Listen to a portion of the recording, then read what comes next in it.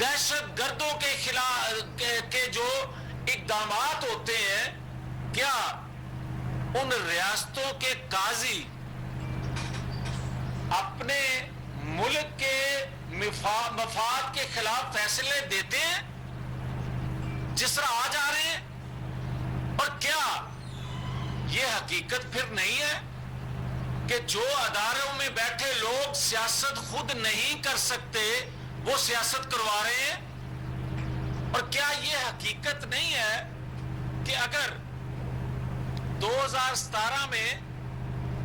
اس طرح کے خطوط آتے، 2017 میں بے نقاب سازشوں کو کیا جاتا، تو 2018 میں جب RTS بند ہوا تھا کیا کوئی خط آیا تھا؟ کیا پاکستان کے باہر بیٹھے ممالک کو کوئی تشویش ہوئی تھی؟ جو 4 سال ریاستی اداروں کو ایک پیج پہ کر کے جو کچھ اپوزیشن اس وقت کے ساتھ کیا گیا، جو نواز شریف کے ساتھ کیا گیا، اس کی فیملی کے ساتھ، اس کی جماعت کے ساتھ کیا گیا، کوئی خط آیا؟ کسی نے آواز بلند کی اور یہی کہا گیا بس قبول کرو؟ مگر آج جو کچھ ہو رہا ہے، اور کیا ہو رہا ہے، مجھے کوئی یہ بتائے کہ اگر 2014 میں پی ٹی وی پارلیمنٹ وزیر اعظم ہاؤس پر جو حملہ کرنے والے تھے ان کو پکڑ کے ان کے سہولت کاروں کو بے نقاب کر دیا جاتا، تو مدینہ منورہ میں جو بے حرمتی ہوئی تھی کسی کو جرأت نہ ہوتی۔ اور اگر وہاں بے حرمتی، جو نعرے بازی، جو ادھم مچایا گیا، اگر ریاست کے ادارے اس پر سخت ایکشن لیتے تو پھر 9 مئی 10 مئی کا واقعہ نہ ہوتا۔ اگر آپ مذہبی ٹچ، مذہب سے کھیلنے والوں کو بھی معاف کر دیں، عالمی سازشوں کا اعلی کار بننے والوں سے بھی نظر انداز، خود کو نظر انداز کر دیں اس واقعے کو، تو پھر پاکستان کی دفاعی تنصیبات پہ حملہ ہونا تھا۔ اور آج جو باتیں سنوائی دے رہی ہیں کہ جناب مذمت کر دیں، ہمارے قاضی کہتے ہیں کہ مذمت کر دیں، خواہش کا اظہار کرتے ہیں، کیوں اور کیسی مذمت، کیسا افسوس؟ کیا افسوس مذمت سے، مذاکرات سے دنیا میں میرے اداروں کی جو جگ ہنسائی ہوئی ہے، دنیا میں میرے دفاع، میری ریاست کے دفاع کا جو مذاق اڑا ہے، کیا وہ واپس آئے گا؟ اور آج ایک اور بات کہنا چاہتا ہوں، کوئی یہ مت سوچے کہ جو ہلکی ہلکی آنچ پہ آوازیں آتی ہیں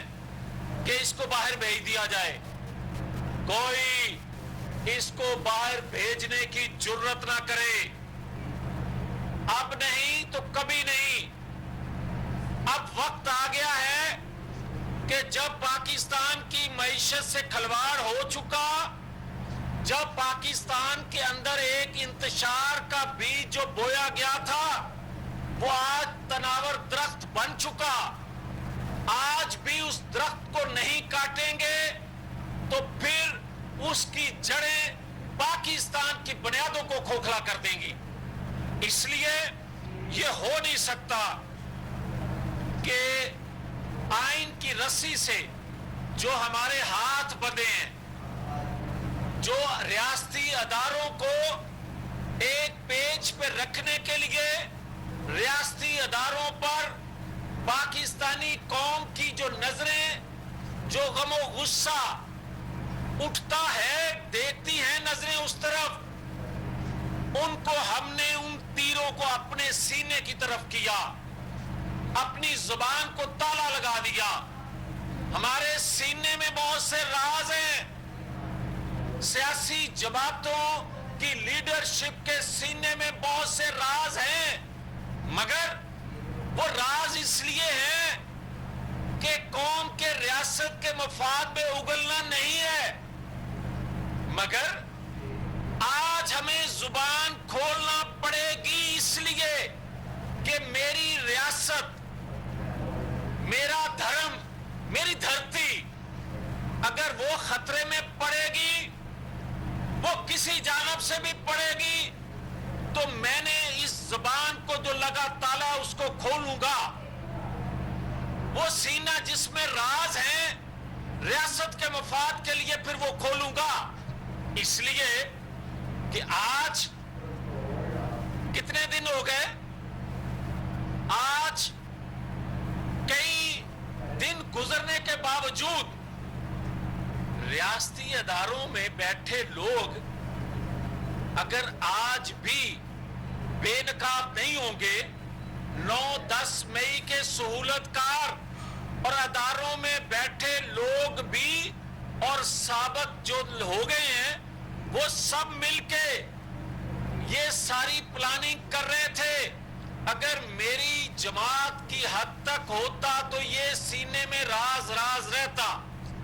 اگر صرف نواز شریف کو تاحیات نہل رکھنا تھا، مقصود تھا، تو میں زبان نہ کھولتا، مگر جب میری ریاست کو خطرہ ان سے ہو گیا ہے، جب میری ریاست ان کے ہاتھوں محفوظ نہیں میں سمجھ رہا، تو پھر میں کس لیے یہ راز رہنے دوں؟ میں زبان کھولوں گا۔ کیا پاکستان کے انٹیلیجنس اداروں کے علم میں نہیں ہے کہ 9 اور 10 مئی کو کس ادارے میں بیٹھے شخص نے اس کے لیے سہولت کاری کا رول ادا کیا؟ اور جو کیا وہ اگر بے نقاب ہو جائیں اور کر لیے جائیں تو یہ وہی کردار ہیں جنہوں نے 2017 میں پاکستان کی بربادی کی بنیاد رکھی، وہ سارے کے سارے بے نقاب ہو جائیں گے۔ شاید اس لیے ان کو بے نقاب نہیں کیا جا رہا، 9-10 مئی کے واقعے کے کرداروں کو بے نقاب اداروں میں بیٹھے لوگوں یا ایکس لوگ جو ہیں ان کو کر دیا جاتا۔ کئی لوگ یہ سوچ رہے ہیں کہ 2017 کے کردار بھی کہیں بے نقاب نہ ہو جائیں۔